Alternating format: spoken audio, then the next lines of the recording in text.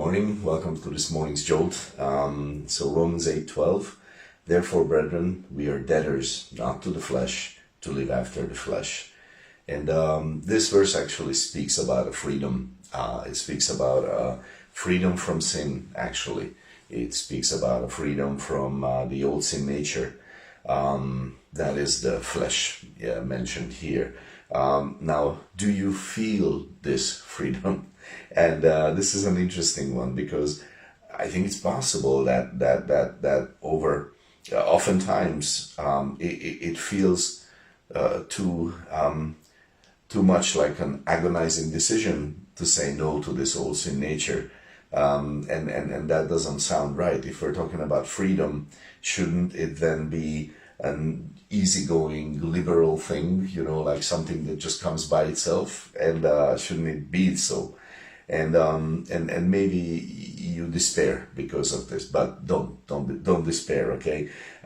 This is a growing experience where your learning is very important, and your decisions to obey God, they have a huge effect over time.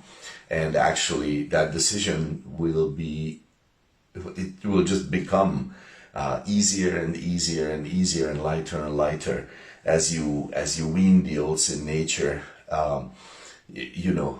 just wean it off of your attention and energy and time, and basically you're just letting it almost die. And so one more point is maybe here to mention is that the Apostle Peter comes to our aid, as he explains to us this from a different angle.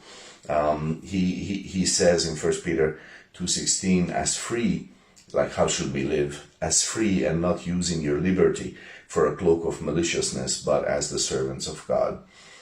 So he tells us that we have this amazing freedom that God has given us, and that we should be living actually free. So are we ultimately and actually free? I think that actually is only true of God, because only an omnipotent and almighty person can be completely free. We are all limited. We are always and all limited. Every creature in this world, in this universe, is always limited and dependent on God. Just, we all are like that. No matter if they're angels or demons or, animals, it doesn't matter. We're all limited and we're all dependent. So this is what he says here. He says, as the servants of God. We are servants of God, and therefore we are free of the old sin nature and of sin.